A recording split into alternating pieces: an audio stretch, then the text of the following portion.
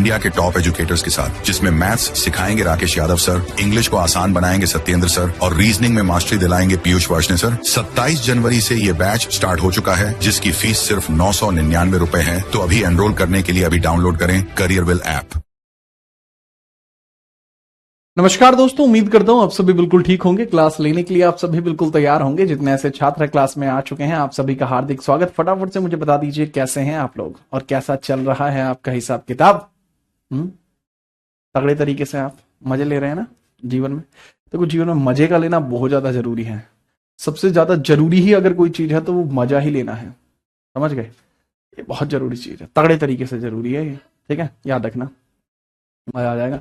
Class के अंदर मैं बात करूं, निहारिका सिंह, कांची चौधरी, हीना लिल्हारे, आदित्य साहू, निहारिका, अवंतिका, हीना, खुशी, प्रतिमा, उज्जवल, दीपक, शुभम, खुशी, ठीक है, आकांक्षा, अक्षिता, बहुत सारे बच्चे क्लास के अंदर आ चुके हैं। आप सभी का बहुत बहुत स्वागत है। धर्मेंद्र, ठीक है, और जूली, प्रतिमा, मनीषा, मनीष, वो तगड़े बालक आए हैं। ठीक है, चलिए आप सभी का स्वागत है और चलिए क्लास को स्टार्ट करते हैं तगड़े तरीके से। बता दीजिए कल हम किस टॉपिक पर थे, जिससे कि हम उस टॉपिक को उसके आगे बढ़ा सकें। बताइए। देखो, कल हम नागरिकता के बारे में डिस्कशन कर रहे थे और नागरिकता के जो टॉपिक है उसको काफी आगे जो है बढ़ा लिया गया था।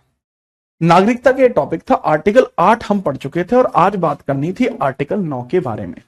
तो आर्टिकल 9 के बारे में पढ़ने के लिए मेरे ख्याल से तो आप तैयार रहे होंगे और आर्टिकल 9 के बारे में ही अब हम चर्चा करने वाले हैं। क्यों मेघवाल साहब, बताइए।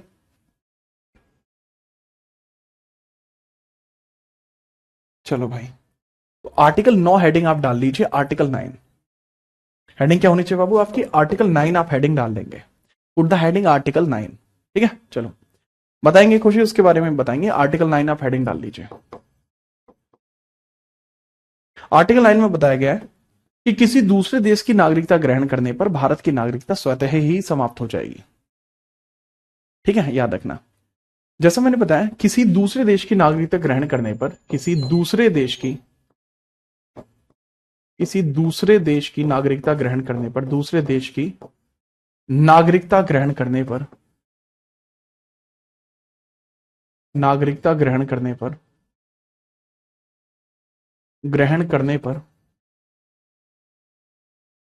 भारतीय नागरिकता समाप्त हो जाएगी। करने पर भारतीय नागरिकता समाप्त हो जाएगी। भारतीय नागरिकता समाप्त हो जाएगी।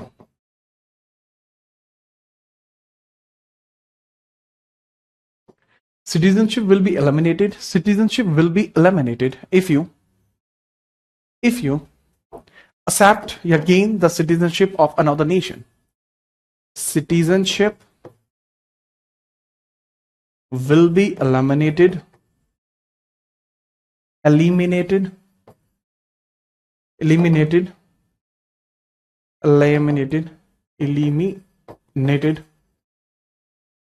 if you accept citizenship of another nation. If you accept citizenship of another nation. कहने की बात यह हुई कि अगर दूसरे देश की नागरिकता ग्रहण करोगे तो भारत की नागरिकता तो खत्म ही हो जाएगी। ठीक है, समझिएगा। कुलदीप चौधरी, राम राम भाई। ठीक है, अब इसमें नोट करिए। अब आगे, जैसा मैंने बताया कि अगर आप भारत के नागरिक हैं, अगर आप किसी दूसरे देश में जाते हैं, आप वहां की नागरिकता ले लेते हैं, तो आपकी भारत की नागरिकता खत्म हो जाएगी। आर्टिकल 8 में क्या था? आर्टिकल 8 में था पर्सन ऑफ इंडिया ओरिजिन की सिटीजनशिप। लास्ट क्लास में पढ़ चुके थे। ठीक है सर, ऐसा क्यों होता है? ऐसा इसलिए होता है क्योंकि नागरिकता मिलने से आपको कुछ विशेष अधिकार मिलते हैं और कोई भी देश नहीं चाहता कि कोई एक व्यक्ति दो जगह से विशेष अधिकार ले। इस वजह से ऐसा होता है। ठीक है, चलो ठीक है, चलिए नेक्स्ट हम आगे बढ़ते हैं। इसके बाद आता है बाबू आर्टिकल 10। आर्टिकल 10 आता है फिर। अब आर्टिकल 10 में क्या बताया गया है? इसको बोलते हैं नागरिकता का अधिकार, राइट टू सिटीजनशिप। इसको बोलते हैं राइट टू सिटीजनशिप, नागरिकता का अधिकार इसको बोला जाता है। क्या बोला जाता है बेटा? नागरिकता का अधिकार, राइट टू सिटीजनशिप। नागरिकता का अधिकार,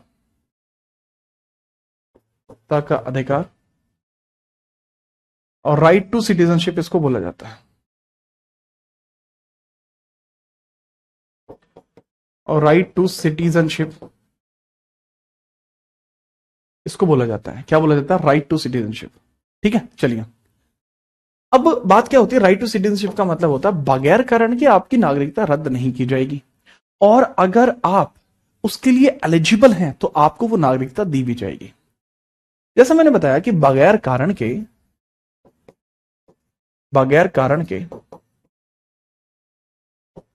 नागरिकता रद्द नहीं की जाएगी,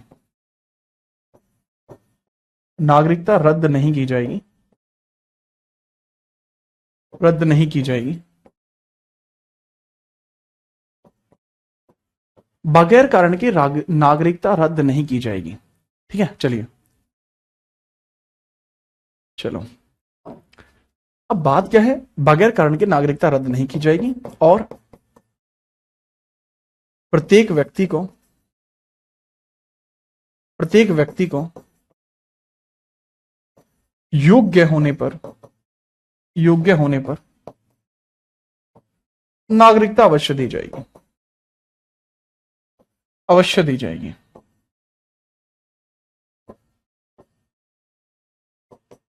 ठीक है, चलिए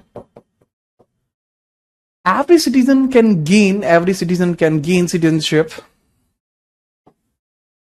ठीक है, अब जैसा मैंने बताया बगैर कारण की नागरिकता रद्द नहीं होगी। Citizenship cannot be eliminated without reasons। Citizenship cannot be eliminated without reasons।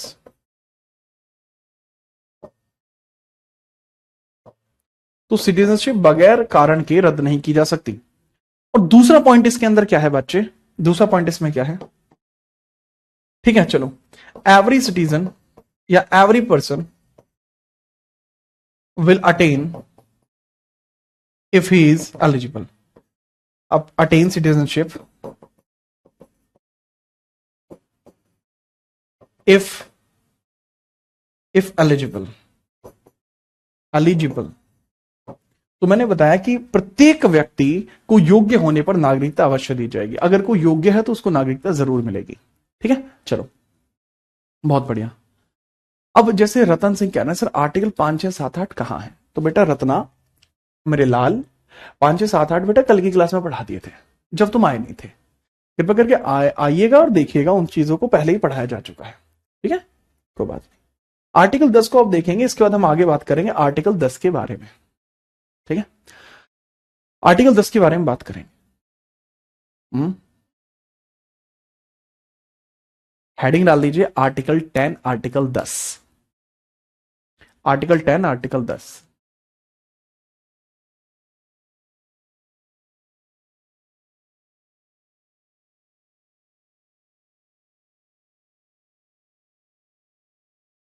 बेटा अगर आप एक बार मुझसे पॉलिटी पढ़ चुके हैं तो दोबारा जो पॉलिटी आप पढ़ रहे हैं सिर्फ रिवीजन के माध्यम से पढ़िएगा, कि रिवीजन करना इसलिए आपको पॉलिटी पढ़नी है, सिर्फ इसलिए। अब नेक्स्ट है बेटा आर्टिकल 11। इसमें आर्टिकल 11 आपको नेक्स्ट देखने को मिलता है। अब आर्टिकल 11 में सबसे ज्यादा जरूरी चीज क्या होती है? आर्टिकल 11 में सबसे ज्यादा जरूरी चीज क्या होती है वो समझिएगा। इसमें बताया गया है, ठीक है चलो, ठीक है, इसके अंदर क्या होता है कि नागरिकता संबंधी संशोधन, नागरिकता संबंधी संशोधन, नागरिकता संबंधी संशोधन, नागरिकता संबंधी संशोधन, नागरिकता संबंधी संशोधन संसद का अधिकार है, संसद का अधिकार है, संसद का अधिकार है।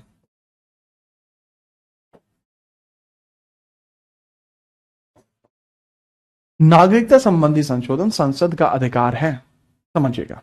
तो जैसा मैंने बताया citizenship amendment, citizenship amendment, citizenship amendment is power of parliament, is power of parliament, parliament। तो जैसा मैंने बताया, citizenship amendment is power of parliament. ठीक है, याद रख सकते हैं ये आर्टिकल 11 में। और जो नागरिकता होती है ना, नागरिकता, ये होम मिनिस्ट्री का अधीन एक सब्जेक्ट है। किसका सब्जेक्ट है? होम मिनिस्ट्री का एक सब्जेक्ट है। गृह मंत्रालय के द्वारा ही इसमें कोई परिवर्तन किया जाना संभव है। ये गृह मंत्रालय के अधीन आता है।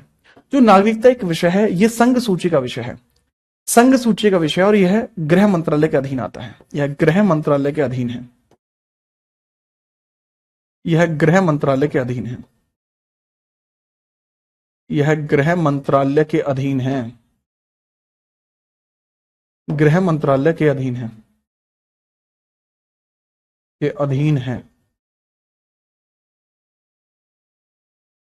यह गृह मंत्रालय के अधीन है। किसके अधीन है बेटा? गृह मंत्रालय के अधीन आपको देखने को मिलती है। किसके अधीन है? गृह मंत्रालय के अधीन है। It is under home ministry, under home ministry है ये, अंडर होम मिनिस्ट्री। MOHA बोलते हैं, मोहा बोलते हैं। क्यों बोलते हैं वैसे मोहा? इसको बोलते हैं ministry of home affairs, home affairs के लिए बोलते हैं, होम अफेयर्स। वर्तमान में होम अफेयर्स किसके पास है? तो जी वर्तमान में होम अफेयर्स आपको देखने को मिल जाएगी अमित शाह के पास। वर्तमान में अमित भाई, अमित शाह, अमित शाह के पास है वर्तमान में। ठीक है, ये आर्टिकल 11 में लिखा हुआ है।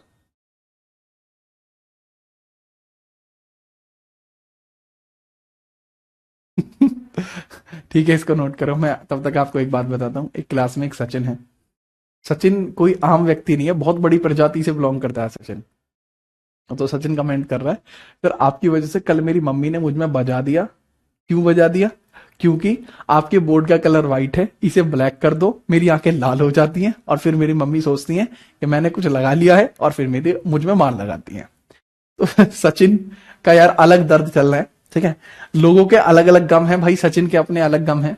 ठीक है, वाह भाई वाह सचिन, आपने तो सिस्टम ही हैंग कर दिया, क्या ही बताऊंगा मैं, अपने तो मजा ही बांध दिया। ठीक है, चलो ठीक है, इसमें समझने जैसा कुछ नहीं है। नागरिकता संबंधी संशोधन संसद का अधिकार है। नागरिकता में अगर कोई परिवर्तन करना पड़ेगा तो वो केवल पार्लियामेंट कर सकती है, वो केवल संसद कर सकता है, और कोई नहीं कर सकता। बात आई समझ में?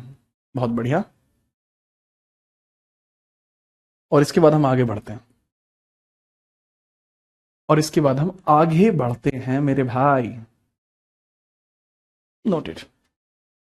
अब समझिएगा सर, अभी तक आपने नागरिकता के बारे में काफी चीजें बताई, पर आपने कोई भी ऐसी बात नहीं बताई कि नागरिकता अगर किसी को प्राप्त करनी है तो वो प्राप्त कैसे कर सकता है। ठीक है, तो नागरिकता की प्राप्ति के बारे में थोड़ा बताइए। ठीक है, चलिए चलिए, आप सभी की खास दरख्वास्त पे ये लीजिए। अब हम नागरिकता प्राप्ति के बारे में पढ़ने वाले हैं।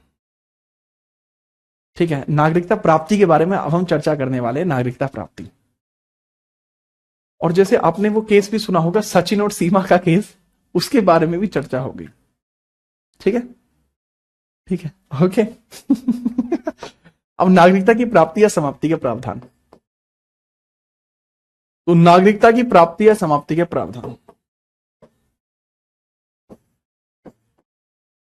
नागरिकता की प्राप्ति या समाप्ति के प्रावधान। समाप्ति के प्रावधान। नागरिकता की प्राप्ति या समाप्ति के प्रावधान। ठीक है, चलिए। Provision of gaining, provision of gaining मेरे, provision of gaining, provision of gaining and abolishing of, and abolishing of. तो ये क्या है? Provision of gaining and abolishing of citizenship. तो ये सारी बातें निर्भर किस पे करती हैं? ठीक है, ये सारी बातें किस चीज पर निर्भर करती हैं वो समझिए। सर ये सारी की सारी बातें जो आप यहां बता रहे हैं, ये निर्भर करती है 1955 के नागरिकता संशोधन अधिनियम पर। डिपेंड करती है 1955 नागरिकता संशोधन अधिनियम। संशोधन अधिनियम, धन अधिनियम से बिलोंग करती हैं। इसका मतलब क्या? नागरिकता संशोधन अधिनियम का मतलब क्या? Citizenship amendment act, citizenship amendment act से बिलोंग करती है। सिटीजनशिप अमेंडमेंट एक्ट,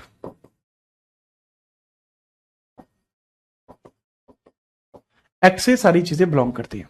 इसी के आधार पर कोई भी व्यक्ति नागरिक बन पाता है और इसी के आधार पर किसी भी नागरिक की नागरिकता समाप्त होती है। तो यही वो चीज है बच्चे, क्या है? यही वो चीज है। ठीक है, चलो। तो अब अगर मैं इसी में बात करूं तो भाई इसमें थोड़ा सा आपको समझना होगा कि इसमें भी संशोधन हो चुके हैं। पूछा जाए कि इसमें कितनी बार संशोधन हो चुके हैं, तो बच्चे इसके अंदर भी संशोधन हो चुके हैं। मुख्य 6 बार, 6 बार इसमें भी संशोधन हो चुके हैं। और वो मुख्य 6 बार संशोधन जो हुए हैं आप उनको समझिएगा कौन से हुए हैं। सर जी पहले 1986 में, फिर 1992 में, फिर 2003 में, फिर 2005 में, फिर 2015 में और फिर 2019 में। इसके आगे CAA कई बार लगाया जाता है, CAA कई बार लगाया जाता है। ठीक है, जैसे CAA क्यों लगाया जाता है? उसका मतलब होता है citizenship amendment act, citizenship amendment act, citizenship amendment act, citizenship amendment act, citizenship amendment act और सिटीजनशिप अमेंडमेंट एक्ट। तो CAA इसमें लगाया जाता है। ठीक है, चलिए। तो इसके अंतर्गत आप समझने की कोशिश करना। क्लास में सीमा सिंह नाम की एक छात्रा है जो कह रही है कि अब सीमा नाम वाले बच्चों को सब चिढ़ा देते हैं। नहीं, जो आपको चिढ़ाए आप हमें बताएं, निश्चिंत रहिए, पूरा प्रोग्राम किया जा रहा है। आप समझिए पहले जो आपको बताया गया है। तो जैसे मैंने बताया प्राप्ति के इसके अंदर अलग प्रावधान है और समाप्ति के इसमें अलग प्रावधान है। तो आप इसमें लिखिएगा प्राप्ति के प्रावधान क्या है और समाप्ति के प्रावधान क्या है। प्राप्ति के तरीके, प्राप्ति के तरीके, तरीके या इस तरीके को बोला जाता है प्रावधान। ठीक है, इसको बोलते हैं provision of gaining, provision of gaining, provisions of gaining.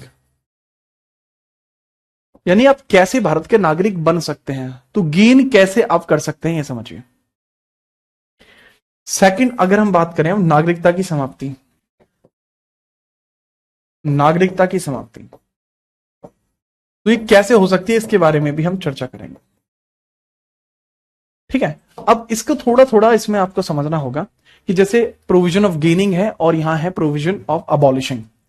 Abolish कैसे हो सकता है? तो we have to understand the both things, we have to understand the both things. हमें दोनों ही बारों में जो है ज्ञान जो है वो रखना पड़ेगा, दोनों ही बारों में ज्ञान जो है रखना पड़ेगा। ठीक है, चलिए। अब ये कौन है ये?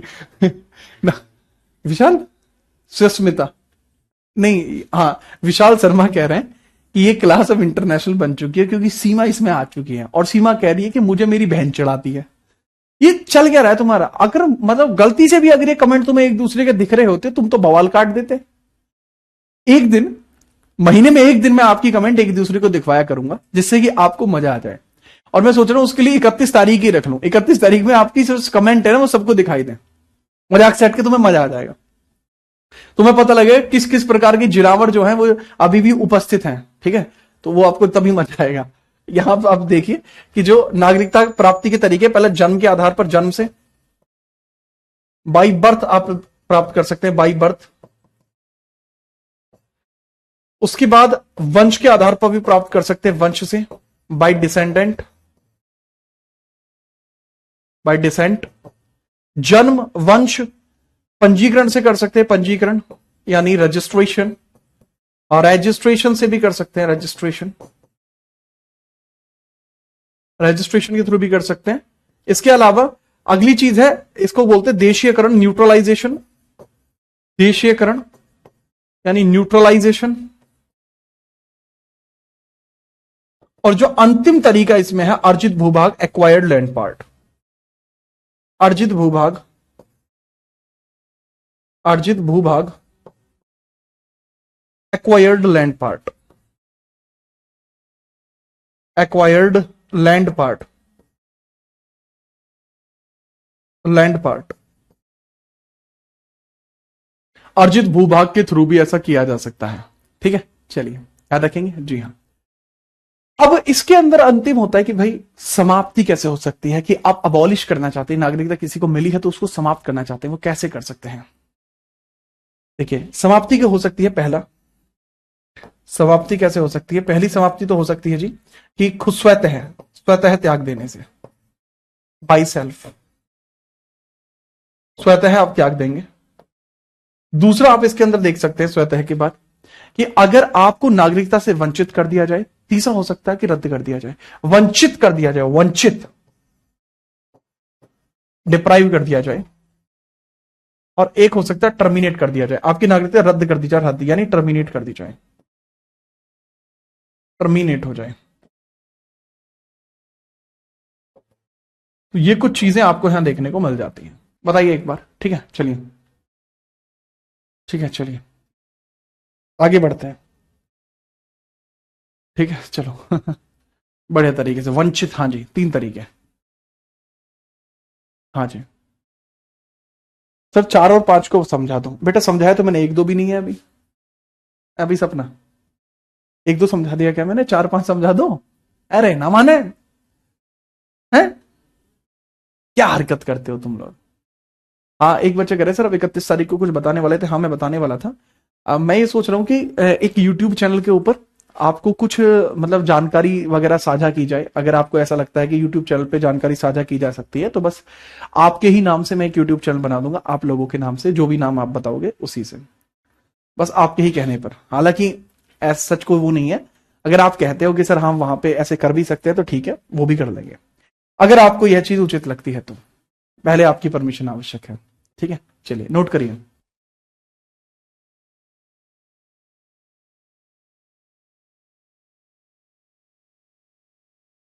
स्टार्ट करते हैं। हाँ 31 आपने याद दिलाने को कहा था, हाँ मुझे याद है। वही सोच रहा था मैं कि जनवरी के एंड में हम इसको स्टार्ट कर लेंगे और नई सीरीज भी स्टार्ट करेंगे इंस्टाग्राम पर। ठीक है बहुत बढ़िया, बहुत बढ़िया। आगे बढ़ते हैं बेटा। नेक्स्ट हेडिंग अप कर दिए, ब्लैक स्लाइड ही चलने दो। अब नागरिकता की प्राप्ति हम देखते हैं कि नागरिकता की प्राप्ति कैसे कैसे हो सकती है। अच्छा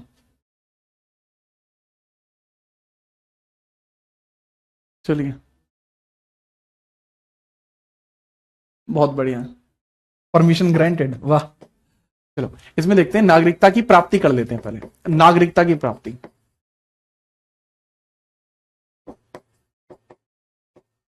नागरिकता की प्राप्ति यानी gaining of citizenship. Gaining of citizenship हम देखते हैं सबसे पहले। ऑफ सिटीजनशिप हम देखते हैं, गेनिंग ऑफ सिटीजनशिप हम यहां पर देखते हैं।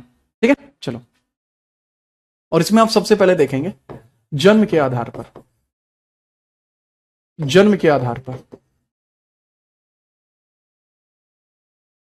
By birth, by birth. आपका जो जन्म है वो भारत में होना चाहिए, आपका जन्म भारत में होना चाहिए। माता पिता में से कोई एक भारतीय हो। शुरुआत में क्या हुआ था, जन्म भारत में हो। शुरुआत में कहा गया कि जन्म भारत में होना चाहिए, जन्म भारत में होना चाहिए, यह शुरुआत में कहा गया था। Birth must be in India, birth must be in India, birth must be in India, be in India. अब आप सोचो कि क्या सर, अगर कोई विदेश के पति पत्नी हमारे यहां पर आए, विदेश के पति पत्नी इंडिया में आए और उनका जो बच्चा है अगर इंडिया में हो गया तो क्या वो भारतीय होगा? जी हां वो भारतीय होगा। शुरुआत में जब इसको रखा गया था तो शुरुआत में यही बात इससे कही गई। शुरुआत में जब इसको रखा गया था तो शुरुआत में यही बात की गई कि अगर किसी व्यक्ति का जन्म भारत में होता है, भले ही वो व्यक्ति विदेशी हो, उनका बच्चा अगर भारत में पैदा है तो वो भारत का नागरिक कहलाएगा। लेकिन फिर इसमें परिवर्तन किया गया। भाई ये तो गलत है, क्योंकि पाकिस्तान के लोग इंडिया में आ जा रहे थे घूमने के लिए, तो उनको बच्चा हो जा रहा था तो वो बच्चा इंडियन हो जा रहा था। ठीक है, तो ये दिक्कत हो गई। इस वजह से इसमें परिवर्तन किया गया। 1986 में इसमें संशोधन किया गया। 1986 में संशोधन हुआ, 1986 में इसमें संशोधन हुआ और कहा गया माता या पिता में से कोई एक भारतीय होना चाहिए। माता या पिता में से कोई एक भारतीय हो, माता या पिता में से कोई एक भारतीय हो, में से कोई एक भारतीय होना चाहिए, कोई एक भारतीय होना चाहिए, या तो मदर या फादर, दोनों में से कोई एक भारतीय होना चाहिए। ठीक है, चलिए, मदर और father must be Indian, mother और फादर, मदर और फादर मस्ट इंडियन। देखो इतना समय लग गया था हमें ये सोचने में कि ये चीज हमें करनी चाहिए। खैर, लेकिन उसके बाद पाकिस्तान का कोई आदमी आके इंडिया में आके किसी महिला से शादी कर दे रहा था, तो महिला की वजह से उस व्यक्ति को, उस बच्चे को भारत की नागरिकता मिल रही थी, तो और दिक्कत थी। तो फिर इसमें और चेंज किया गया 2003 में। 2003 में इसमें एक और संशोधन किया गया, 2003 में संशोधन किया गया। और जो 2003 में किया गया संशोधन था उसको समझिए। 2003 में जो संशोधन इसमें किया गया उसमें एक और बात कही गई। ठीक है, उसमें एक और बात कही गई। बात क्या थी? क्लियर तौर पर इसमें कह दिया जाता है माता और पिता दोनों भारतीय होने चाहिए तभी नागरिकता मिलेगी। माता या पिता दोनों भारतीय होने चाहिए, माता पिता दोनों भारतीय होने चाहिए, दोनों भारतीय होने चाहिए, दोनों भारतीय होने चाहिए। ऐसा नहीं है कि कोई एक भारतीय हो, नहीं, दोनों ही भारतीय होने चाहिए तभी ये चीज आगे बढ़ पाएगी। ये बात इसमें कही गई। ठीक है, तो ये बेटा जन्म के आधार पर होता है। क्या आपको जन्म के आधार पर नागरिकता मिली है? क्या मुझे जन्म के आधार पर नागरिकता मिली है? नहीं, ना तुम्हें मिली जन्म के आधार पर, ना मुझे मिली। तो हमें कैसे मिली? हमें मिली वंश के आधार पर, क्योंकि हमारे पिताजी का जो वंश है वो भारतीय है, तुम्हारे पिताजी का जो वंश है वो भारतीय है ना? तो समझिए, तो यहां पर आपको जो नागरिकता मिलती है वो मिलती है वंश के आधार पर, वंश के आधार पर, वंश के आधार पर, यानी कि बाई बर्थ आपको नागरिकता देखने को मिल जाएगी। बाई बर्थ, बाई बर्थ से तात्पर्य यही है कि पिता का वंश भारतीय होना चाहिए, पिता या माता का वंश भारतीय हो, वंश भारतीय होना चाहिए। अब जैसे मेरी मम्मी का सरनेम राणा नहीं है, मेरी मम्मी का सरनेम अलग है, तो मैंने अडॉप्ट किसके सरनेम किया? मैंने अपने पापा का सरनेम अडॉप्ट किया। पापा राणा है इसलिए मैं राणा हूं। ठीक है, सिंपल सी बात हुई, उन्हीं का बच्चा हूं मैं, सीधी बात। लेकिन क्या मैं अपनी मम्मी का सरनेम भी अडॉप्ट कर सकता था? क्या मैं अपनी मम्मी का सरनेम भी अडॉप्ट कर सकता था? ये एक लॉजिकल सा सवाल है कि सर जब बच्चा पैदा हो रहा होता है और उसके बाद वो स्कूलों में नाम वगैरह लिखवाता है तो वो अपने पापा का सरनेम ही क्यों लेता है, मम्मी का सरनेम क्यों नहीं लेता? दरअसल इसके पीछे का कारण है कि जब उत्तर वैदिक काल शुरू हुआ तो उत्तर वैदिक काल में जितने भी ऐसे परिवार थे जो नॉर्थ इंडिया में रिलेट कर रहे थे, तो उन्होंने पितृसत्तात्मक समाज की स्थापना करी। जो हमारा पोस्ट वैदिक एज थी, उससे पहले हम माता के नाम से जाने जाते थे, जैसे कौन्ते, हे कौन्ते यानी कुंती के पुत्र, हे राधे यानी राधे के पुत्र। ठीक है, तो ऐसे नाम होते थे, जैसे जानकी नंदन, देवकी नंदन, देवकी नंदन यानी देवकी के पुत्र। ठीक है, यशोदा नंदन, कृष्ण जी को ही कहा जाता था देवकी नंदन भी और यशोदा नंदन भी। तो ऐसे होता था। तो मात्र सत्तात्मक समाज पहले था, लेकिन ऐसा नहीं है कि कंप्लीटली मात्र सत्तात्मक था, नहीं, लेकिन इस तरीके की बातें हो सकती थी। लेकिन आज की डेट में क्या हम माता जी के नाम से अपना सरनेम अडॉप्ट कर सकते हैं? यस, हम कर सकते हैं। क्यों नहीं कर सकते? हम अपनी माता के नाम से भी सरनेम अडॉप्ट कर सकते हैं, लेकिन पहले नहीं कर सकते थे। माता के नाम से वंश का आकलन 1992 के बाद प्रारंभ हुआ। माता, ठीक है, माता के नाम से वंश का आकलन 1992 में शुरुआत हुआ। माता के वंश से आकलन हो सकता है,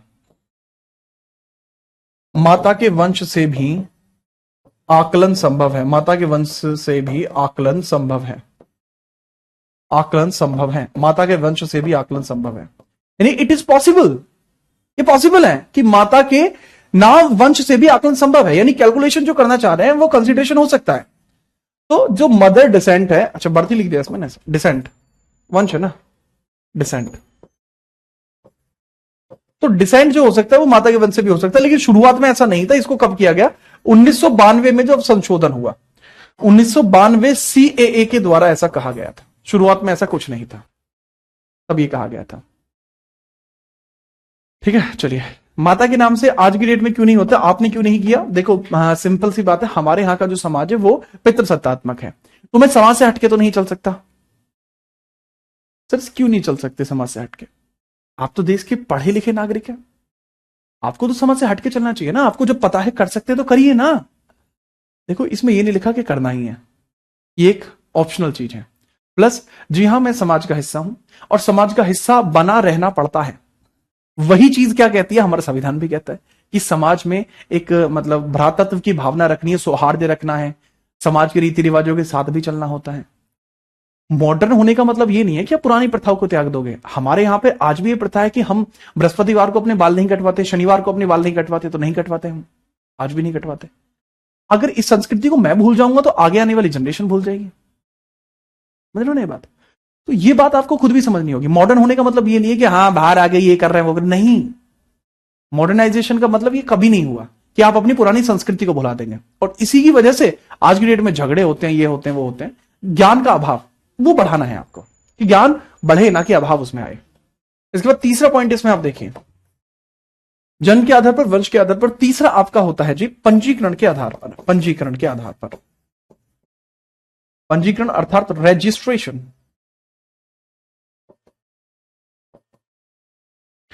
पंजीकरण के आधार पर भी नागरिकता मिल सकती है। ठीक है, चलिए अब बात यही है कि पंजीकरण के आधार पर कैसे हो सकता है कि अगर आप भारत में एक निश्चित अवधि तक निवास कर लेते हैं तो उसके पश्चात आप इसके लिए अप्लाई कर सकते हैं। ठीक है, चलिए भारत में निश्चित अवधि में निवास के पश्चात, भारत में निश्चित अवधि, निश्चित अवधि, भारत में निश्चित अवधि तक निवास के पश्चात, तक निवास के पश्चात भारत में निश्चित अवधि तक निवास के पश्चात, भारत में निश्चित अवधि में निवास के पश्चात पंजीकरण गृह मंत्रालय के अधीन पंजीकरण करा के प्राप्त हो सकता है। गृह मंत्रालय के अधीन, के अधीन पंजीकरण करा के, पंजीकरण करा के, पंजीकरण करा के प्राप्ति संभव है, प्राप्ति संभव है। यानी आप गृह मंत्रालय के अधीन पंजीकरण करा सकते हैं और पंजीकरण गृह मंत्रालय के अधीन होता है, ये हो सकता है। ठीक है, याद रखना। तो जो गृह मंत्रालय के अधीन पंजीकरण होता है निश्चित अवधि का, चलो can register, can register under home ministry, can register under home ministry, can register under home ministry after certain residence, after certain, after certain time residence, after certain time residence, कुछ समय अवधि के पश्चात। किताबों में 7 लिखा होता है, पर ये अलग अलग किताबों में अलग अलग है। कुछ में 7 है, 5 है, 11 है, 13 है, 15 है, अलग अलग हो सकता है। तो इसमें सर्टेन टाइम कितना होता है जी? 7 वर्ष। आमतौर पर 7 वर्ष माना जाता है। जरूरी नहीं है कि आपको हो जाएगा ऐसा, ऐसा बिल्कुल जरूरी नहीं है कि ऐसा हो। नहीं जी, संभव नहीं है ऐसा। हो सकता है कि 7 वर्ष के बाद, आपकी पंजीकरण के बाद आप पात्र ना माने जाएं, कह दिया जाए कि आप इसके काबिल नहीं हैं। समझे? काबिल भी ऐसा हो सकता है कि मना कर दिया जाए कि आप काबिल नहीं है, कि आप घोंचू हैं, आप काबिल नहीं है। मजाक कर रहा हूं। ऐसा कहा जा सकता है कि आप पूरी शर्तें नहीं करते हैं, सच्चरित्र नहीं है आपका, तो ऐसी बातें कही जा सकती हैं। ठीक है, याद रखना। ये सारी बातें आपको देखने को मिलती है। अब चौथा पॉइंट होता है देशीयकरण, जो कि अगले पेज पर हमें समझना होगा। इसमें स्वीकृति किसके द्वारा दी जाती है? ये स्वीकृति दी जाती है डीएम के द्वारा, अथवा अगर आप गांव में रहते हैं तो एसडीएम के द्वारा। पंजीकरण पर स्वीकृति डीएम देता है। इसमें जो पंजीकरण होता है, इसमें पंजीकरण जो होता है, पंजीकरण जो होता है, इसमें रजिस्ट्रेशन जो होता है, पंजीकरण स्वीकृति डीएम द्वारा दी जाती है, डीएम द्वारा दी जाती है, डीएम द्वारा दी जाती है, डिस्ट्रिक्ट मजिस्ट्रेट द्वारा दी जाती है।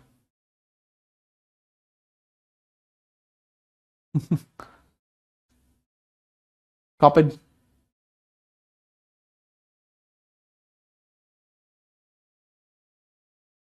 अच्छा, सचिन 60-84 के काफी जानकार हैं हमारे। ठीक है, कैसी बात कर रहे हो आप? कौन नहीं जानता वहां पे है? हम्म तुम्हें बताओ तो मैं डीएवी से पढ़ा हूं। सच्चू, आगे बढ़िए। अगर इसको नोट कर लिया है तो ये लीजिए, खुल के खेलिए, आगे लिखिए। आगे बचे हुए जो है देशीयकरण को आप देख लीजिए। देशीयकरण, देशीयकरण को आप देखिए, न्यूट्रलाइजेशन, देशीयकरण। देशीयकरण अथवा न्यूट्रलाइजेशन, न्यूट्रलाइजेशन आप देखिए इसमें। देशीयकरण या न्यूट्रलाइजेशन आप इसमें देखिए। ये क्या होता है जी? न्यूट्रलाइजेशन क्या होता है? आप सद चरित्र के व्यक्ति हो, आप बहुत बढ़िया हो, ठीक है, चलिए, सद चरित्र के व्यक्ति हो,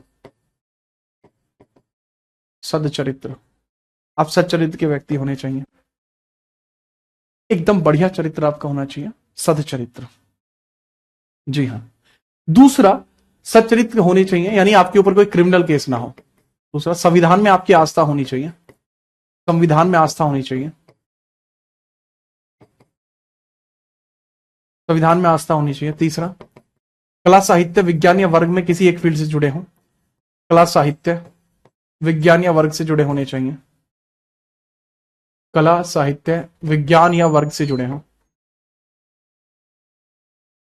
विज्ञान या खेल वर्ग से आप जुड़े हुए होने चाहिए, ठीक है। या 10 वर्ष भारत में न्यूनतम निवास हो गया हो, भारत में 10 वर्ष का निवास हो गया हो,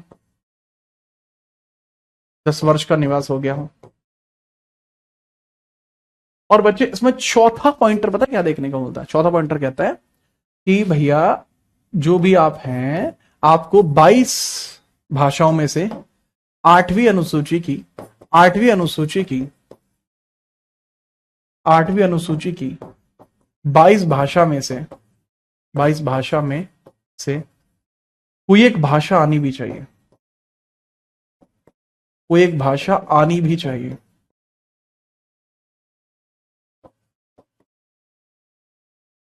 कोई एक भाषा आपको आनी चाहिए, ठीक है, समझना इस चीज को, इसको लिख लीजिए। आपका जेंटल बिहेवियर होना चाहिए, जेंटल बिहेवियर होना चाहिए, ठीक है। आप संविधान में आस्था होनी चाहिए, बिलीफ होना चाहिए, ठीक है। आप आर्ट, लिटरेचर, स्पोर्ट्स या आप साइंस से जुड़े हुए होने चाहिए, ठीक है। आपका रेजिडेंस इंडिया में 10 वर्ष होना चाहिए। और जो 8th शेड्यूल है, इसकी 22 लैंग्वेजेस में से कोई एक आनी चाहिए, भाषा का आपको ज्ञान होना चाहिए। यू मस्ट बी अवेयर और have a knowledge of minimum 1 language from the 8th schedule which have 22 languages. You understand this? ठीक है, तो जैसा मैंने बताया कि एक अच्छा बिहेवियर हो, जेंटल बिहेवियर होना चाहिए, संविधान में आस्था हो, संविधान को आप मानते हो प्यार से, है भाई यूजुअल, प्यार से मानो। आर्ट, लिटरेचर, साइंस या स्पोर्ट्स, इसमें से किसी एक फील्ड से जुड़े हो, 10 ईयर भारत में निवास हो चुका हो मिनिमम, और 8वीं जो अनुसूची है उसमें 22 भाषा है, उसमें से किसी एक भाषा का जो जानकारी है, जो विवरण है, वो आपको पता हो। ये चीज आपको यहां देखने को मिल जाएगी, ठीक है, याद रखना। अब इसमें बात आती है, सर एक बात बताइए, क्यों इंतजार करें हम इसका? पंजीकरण के माध्यम से तो खुद ही मिल जाती है 7 साल में ही, 10 साल तक क्यों रुके? बेटा, पंजीकरण में आपकी कैंसिल भी हो सकती है, लेकिन इसमें स्वतः मिलती है, स्वतः। इसमें कुछ जाना नहीं पड़ता कहीं पे, समझे? बूझे कि नहीं बूझे? ठीक है, नेक्स्ट अब हम आगे बढ़ते हैं। अगला है बाबू इसके अंदर अर्जित भूभाग। अर्जित भूभाग, acquired land part, acquired land part. यदि भारत किसी विदेशी भूमि पर कब्जा कर दे, यदि भारत किसी विदेशी भूमि पर कब्जा कर दे, यदि भारत किसी विदेशी भूमि पर कब्जा कर दे, विदेशी भूमि पर कब्जा कर दे,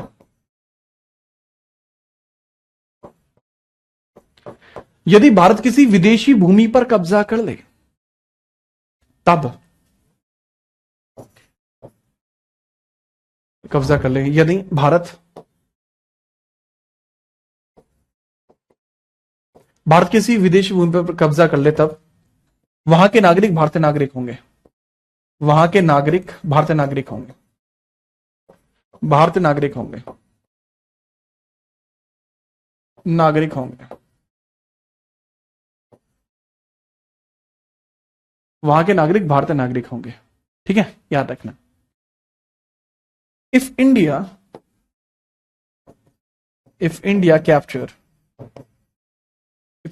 capture foreign land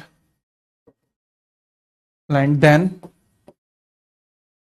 it's if India capture foreign land, अगर इंडिया फॉरेन लैंड को कैप्चर करती है, इट्स सिटीजन्स या फिर इट्स या foreign land, then persons of their will be Indian.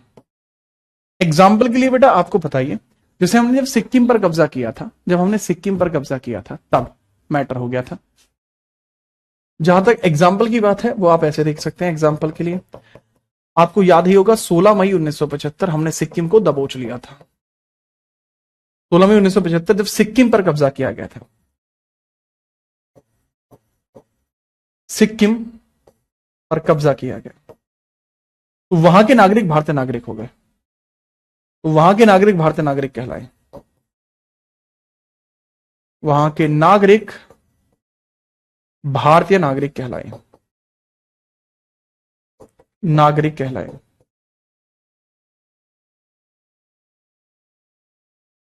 वहां के नागरिक भारतीय नागरिक कहलाए। ठीक है, याद रखना। अगर 5 में से कोई एक भी हो तो आप कहलाएंगे भारतीय नागरिक। ये 5 कंडीशंस बच्चे मैंने आपको यहां बताई, पहली, दूसरी, तीसरी, चौथी और 5वीं।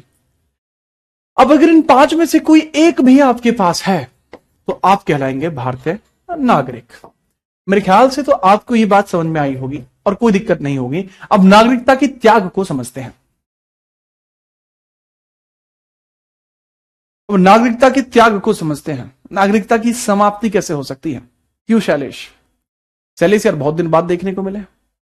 और बेटा अनुराग ठाकुर, बेटा मैं कुछ करता हूं उस बारे में भी। ठीक है, चलो। हाँ खुशी बेटा, ये सिर्फ भारत के नागरिकों के लिए है।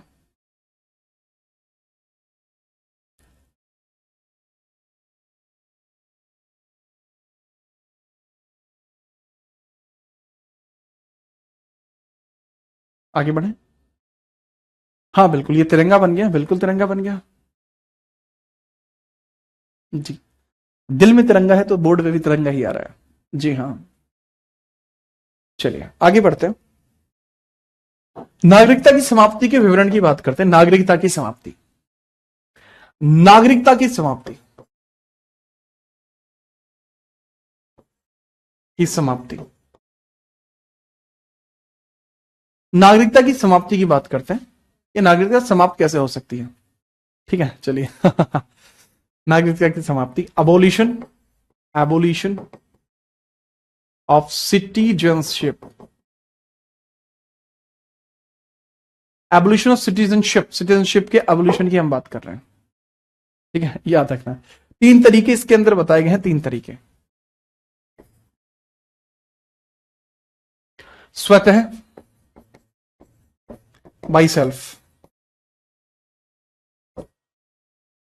वंचित किए जाने पर, वंचित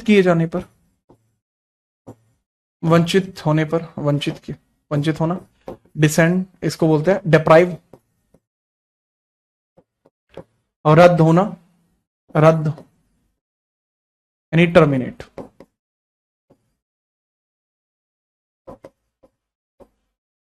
तो ये चीजें इसमें चलती हैं। ठीक है, अब समझते हैं। अगर कोई मेरा छात्र है तो उसको बिना रजिस्ट्रेशन के मिल जाएगा। ठीक है, चलो टेंशन मत लो अब यहां देखो तुम आप। ठीक है, स्वतः कैसे मिल जाती है? 18 वर्ष का वयस्क होने पर, 18 वर्ष से अधिक आयु होने पर,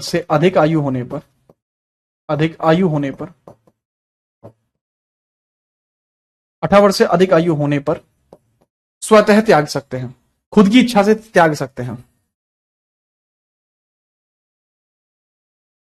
खुद की इच्छा से त्याग सकते हैं। खुद की इच्छा से त्याग सकते हैं आप, संभव है, आप चाहें तो त्याग लें। डिप्राइव होने पर, यानी इसमें कई होते हैं, दूसरे देश की नागरिकता ग्रहण करोगे डिप्राइव हो जाएगी, या फिर इसके अंदर क्या होता है, पागल या दिवालिया होने पर होता है, या पहले ये लिखो, दूसरे देश की नागरिकता ग्रहण करने पर, ग्रहण पर, अगर आप दूसरे देश की नागरिकता को ग्रहण कर लेते हैं तो आपकी नागरिकता खत्म हो जाएगी। ठीक है। दूसरा, अगर आप 7 वर्ष में लगातार 5 वर्ष देश से बाहर रहे, 5 वर्ष देश से बाहर रहे,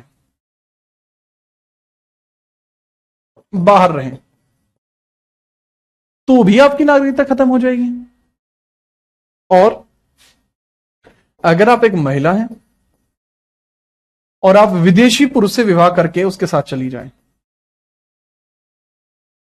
विदेशी पुरुष से विवाह करके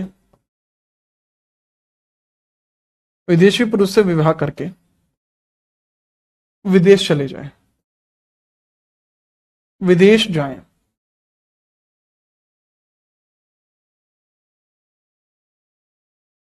तो भी आपकी नागरिकता खत्म हो जाएगी। ठीक है। तो ये आपको देखने को मिलता है। अगर आप, ये केवल महिलाओं के लिए केस है, 7 वर्ष में लगातार 5 वर्ष देश से बाहर रहेंगे तो भी नागरिकता आपकी चली जाएगी। ठीक है। Residing continuously for 5 years outside the India in 7 years, continuously 5 years in 7 years, तो भी आपकी नागरिकता खत्म हो जाएगी। ठीक है। सर फिर प्रियंका चोपड़ा ने वहां रेजिडेंस थोड़ी लिया बेटा, प्रियंका चोपड़ा शादी करके वहां शिफ्ट नहीं हुई है, उसने अपने आप को अभी भी यहीं का स्टार बताया हुआ है, प्लस उसका रेजिडेंस अभी भी इंडिया में है, प्लस वो वोट डालने भी आती है प्रियंका चोपड़ा। तीसरे, इसमें टर्मिनेशन का जो पॉइंट है वो कुछ ऐसे देखने को मिलता है, संविधान में से आस्था उठने पर, संविधान में से आस्था अगर उठ जाए, आस्था खत्म होने पर डिसबिलीफ होने पर नागरिकता खत्म हो जाएगी, डिसबिलीफ होने पर नागरिकता खत्म हो जाएगी। ठीक है ना भाई, थारी नहीं होगा भाई अनुराग। दूसरा भाई, इसके अंदर जब युद्ध चल रहा हो, युद्ध की स्थिति में शत्रु देश की सहायता,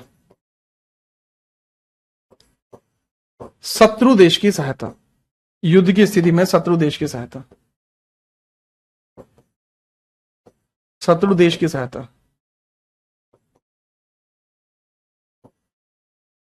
युद्ध की स्थिति में शत्रु देश की सहायता। ठीक है, याद रखना।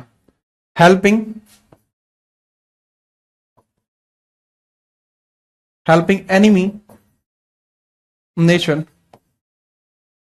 While war.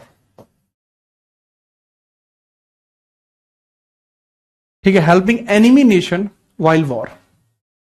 ठीक है, तो ऐसा भी हो सकता है। और अगला पॉइंट इसमें क्या है, अगला पॉइंट, नेक्स्ट पॉइंट इसमें क्या है, नेक्स्ट पॉइंट बताइए बेटा। नेक्स्ट पॉइंट आपको इसमें देखने को मिलेगा कि भाई रद्द हो सकती है एक परिस्थिति में, और भी रद्द हो सकती है। वो स्थिति क्या हो सकती है, अगर आप पागल या दिवालिया हो जाए तो भी रद्द हो जाएगा। पागल या दिवालिया होने पर, इनसेन या इंसॉल्वेंट होने पर, पागल या दिवालिया अगर हो जाए तो, पागल या दिवालिया अगर हो जाए तो खेल खराब हो जाएगा। ठीक है, अगर आप इनसेन या इंसॉल्वेंट हो जाते हैं, अगर आप इनसेन या इंसॉल्वेंट हो जाते हैं, इंसॉल्वेंट का मतलब होता है जो अपना कर्जा ना चुका पाए, तो ऐसा हो जाता है। क्लियर है जी? हां, बताइए। तो ये कैसे पता चलेगा संविधान से इनका जो है आस्था उठ गई है? ये पता लगता है कि जब आप संविधान के अनुसार कार्य ना करें और संविधान की इज्जत ना करें, ये तब पता लगता है। तो बेटा समाप्ति के कारण है जो मैंने बताए, इस तरीके से समाप्ति आपकी हो सकती है। और आज की क्लास बेटा आपकी यहीं तक चलनी थी। मुझे लगा है कि आपको ये सभी चीजें बहुत बढ़िया तरीके से समझ में आई होंगी। अब एक बहुत तगड़ी जो है बात समझिए, मैं सोच रहा हूं कि जो यूट्यूब वाला जो कॉन्सेप्ट है उसके बारे में हम सोचते हैं, विचार करते हैं, और उसके बारे में मैं अभी 1-1.5 घंटे में डिसीजन लूंगा। तो उसके लिए आप फॉलो कर सकते हैं मुझे इंस्टाग्राम पर jeetrana.77 पर। वहां पर मैं लिंक शेयर कर दूंगा, जैसे ही वो बनता है तुरंत लिंक शेयर हो जाएगी। तो तब तक आप मुझे सोशली वहां कनेक्ट हो सकते हैं, वहां आप डाउट भी पूछ सकते हैं। और वहां जो सीरीज है भाई किंग्स ऑफ इंडिया की, वो आज कंप्लीट हो चुकी थी कल। तो बड़ा अच्छा लगा भाई, आप लोगों ने इतना प्यार दिखाया, मुझे बड़ा अच्छा लगा। ठीक है, और मैं हमेशा आपका कृतार्थ रहूंगा। ठीक है, कि आपने इतना ज्यादा बहुत बेहतरीन तरीके से प्यार दिखाया, बड़ा अच्छा लगा। ठीक है, चलो इकोनॉमिक्स का जल्दी ही बेटा स्टार्ट करते हैं, मैं ही स्टार्ट कर देता हूं। और बताओ, तो इस तरीके से आपको मैंने सारी बातें बताई। ठीक है, हाँ मैंने बता दिया शिवांगी। हाँ बेटा, स्टैटिक का भी मैं देखता हूँ और इकोनॉमिक्स का भी देखता हूँ, टेंशन मत लो। ठीक है, ध्यान रखिए अपना। हाँ, इंस्टाग्राम पे फॉलो कर दीजिए, वहां पे लिंक डल जाएगी अभी।